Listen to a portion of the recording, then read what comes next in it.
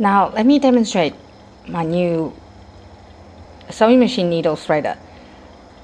This little arrow facing up, place threads like this, and then slide down gently